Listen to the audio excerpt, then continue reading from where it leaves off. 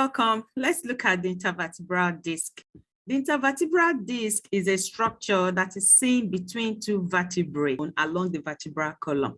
The intervertebral disc is not seen in the entire vertebral column. The first cervical vertebra we know does not have a body, so there is no space for the intervertebral disc to be connected with the cervical vertebra that is seen below it. The first intervertebral disc along the vertebral column is seen between the C2 and C3 cervical vertebra up there. And the last one is seen between the fifth lumbar vertebra and of course the sacral bone.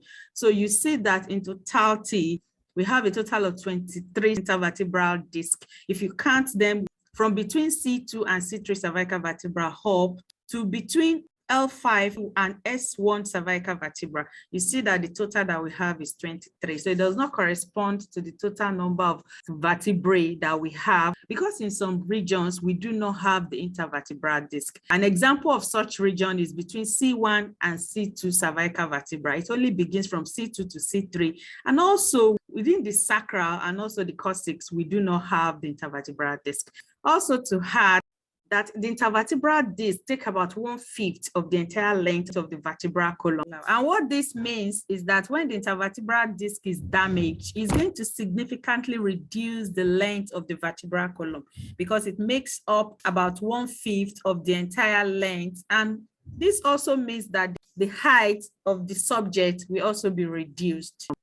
So let's say the specific region where the intervertebral disc is located within the vertebral column. We already said that it is seen between two vertebrae. So this is one vertebral bone and this is the second vertebral bone. So in between these two vertebrae, we have the intervertebral disc. Specifically, the region of the vertebrae that is held together is the body of the vertebral bone. The vertebral disc is located here, highlighted in blue.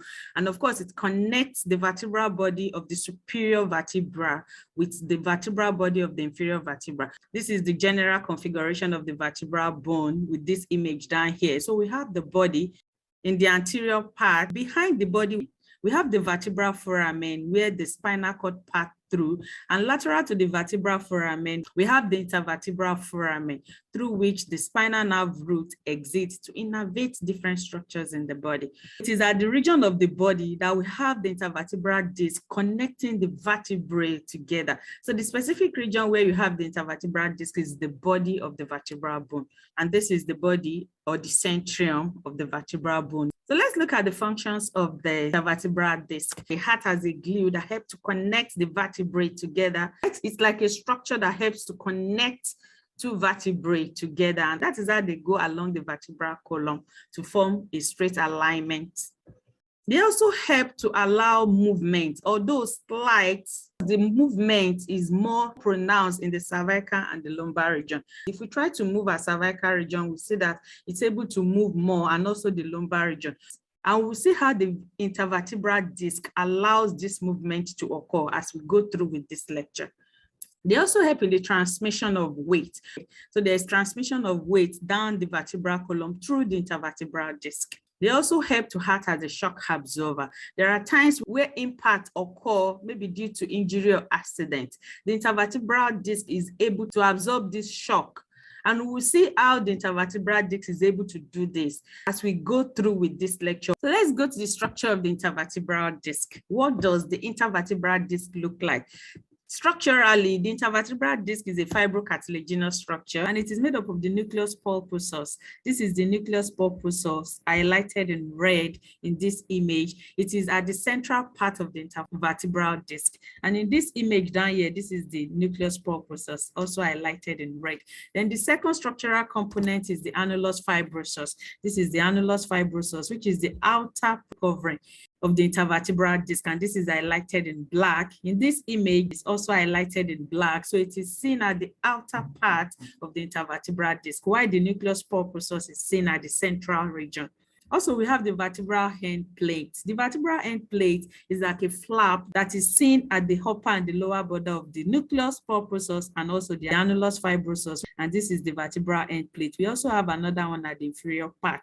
The nucleus pulposus is the inner central mass of the intervertebral disc, as we've highlighted. And this is the region that is highlighted in red. This structure is jelly-like because it is made up of high water content. If you look at the content of the nucleus pulposus, you see that it contains 80% of water. It contains protoglycans and also collagens. But the collagen content of the nucleus pulposus is not as much as what is seen in other regions. So it does not have as much collagen fibers, but it contains high percentage of water, and that is why it appears to be jelly-like.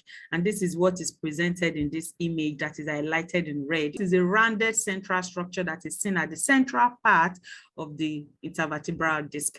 Also, this structure acts as a shock absorber, because what it does, if you look at the way it is configured, what it does during impact is that it receives the impact and it helps to direct it outwards. And when it does this, it's of course helping to relieve the stress that is imparted on this region. And that is how it helps to absorb shock or impact during injury or accident.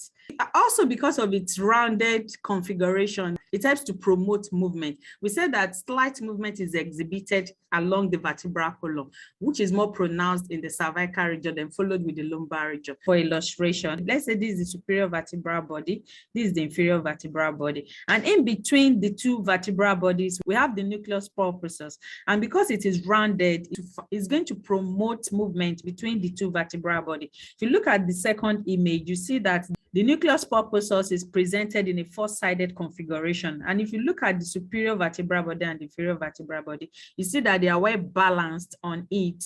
And this would not allow any form of movement to occur between the two vertebral bodies. But when you look at the rounded configuration, this will tend to promote or enhance movement between the two vertebral bones. So the rounded configuration of the nucleus pulposus is responsible for the facilitation of movement that is seen along the vertebral column. So let's look at the annulus fibrosus. The annulus fibrosus, we say that it is seen at the outer part of the nucleus pulposus, and it is the region that is highlighted in black. This is made up of tough collagen fibers that are interlaced or crossed, and of course seen in layers. And this is what gives this structure tensile strength that it has. It is made up of more collagen fibers and also low amount of water when compared with the nucleus pulposus.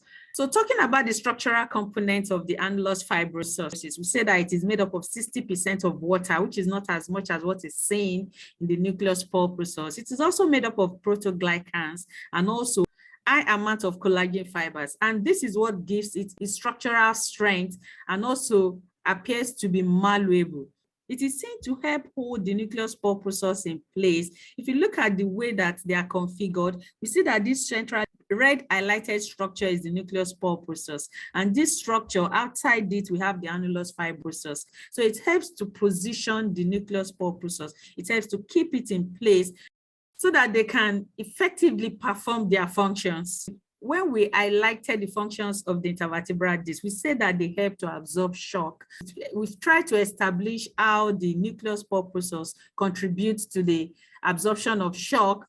The annulus fibrosus, it also helps to contribute to this process. And how it does this is by helping to counter the effect or the direction by which the exertion is coming. Remember, we said that when the impacts are created, that the force is directed towards the annulus fibrosus.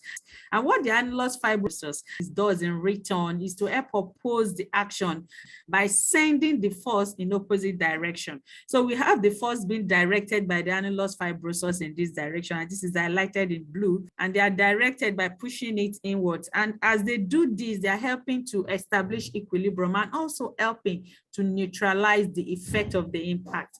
So let's look at the vertebral end plate. We said that the vertebral end plate is a bilayer of cartilage and also bone. So it is made up of a cartilaginous part and a bony part. So the vertebral end plate is seen between the nucleus pulposus, which is a centrally placed jelly-like structure that is highlighted in red, and also the annulus fibrosus that is seen in the outer part. So the vertebral end plate separates these two structures from the vertebral body. This is the superior vertebral body, this is the inferior vertebral body. So in between this vertebral body, a plate, which is seen like a flap kind of, is seen to demarcate the vertebral bone superiorly, and also the component of the intervertebral disc, and also the vertebral body downward in the inferior part is also separated from the component of the intervertebral disc through the vertebral end plates. So we have two. We have one at the upper part, which is the superior vertebral end plate, and we have one at the lower part, which is the inferior vertebral end plate. To further divide this end plates, we say we have a cartilaginous part, which is highlighted in white, and this is the cartilaginous end plate. This is made up of chondrocytes, and that is why it is cartilaginous. And it is made up of hyaline type of cartilage and also fibrous cartilage. So you have two types of cartilage in this region. Then above this region, we have the bony end plate. Okay, it's also good for us to add that the vertebral end plate also serve as a means through which blood and nutrients reach the intervertebral disc because they are porous. So because of their porous nature, which means that holes are created within it, it helps to allow blood to pass through it so that nutrients and oxygen are supplied to the intervertebral disc. The intervertebral disc is an avascular structure. It does not have blood supply, and it is through this channel that is able to get supply of nutrients and also oxygen for its cells to undergo metabolic activities. Let's try and classify the joint of the intervertebral disc. We already know where the intervertebral disc is located. We say it's between one vertebral body and the other, and of course along the vertebral column. So in classifying it, we say it's a cartilaginous type of joint because cartilage is seen at the point of contact. Specifically, it's a secondary cartilaginous type of joint. Then if you want to go further, you say it's a symphysis. Symphysis are basically secondary cartilaginous joints that are seen along the median plane. And this is one of those type of joints. Let's look at the clinical anatomy. We have the degenerative disc disease. As we grow older, intervertebral disc becomes weaker. And this is attributed to the fact that the nucleus pulposus that we say that contains a high amount of water tends to dry up. And as it dries up, it leads to a significant loss of the disc configuration. The height of the disc will be reduced. And of course, the function that they present will also be affected. So we should know that as we age, naturally, there's going to be the weakening of the intervertebral disc. Also, we have herniated disc. Herniated disc will occur when there's protrusion of the nucleus pulposus. The nucleus pulposus, we say, is jelly-like, and it's seen at the central part of the intervertebral disc. When the annulus fibrosus rupture, this will push the jelly-like structure that is called the nucleus pulposus to be taken out of place. And of course, when this occurs, the intervertebral disc will be displaced for where they are supposed to be. Behind the intervertebral disc, we have the intervertebral foramen, which is the foramen that is created between two vertebrae. And this allows for the exit of the spinal nerve root. So this is where the roots of the spinal nerve will emerge from, just behind the intervertebral disc. And when we have a herniated intervertebral disc, it means that it's going to be displaced from where it is. So it's going to be taking the position of where this exit will occur, thereby compressing this nerve. And when it compresses this nerve, the muscles that the nerve innervates will not be able to perform or exhibit the functions that they are supposed to. And of course, this will affect the functions of those muscles. So we can have the compression of spinal nerve when we have herniated intervertebral disc, and this is the basis behind that.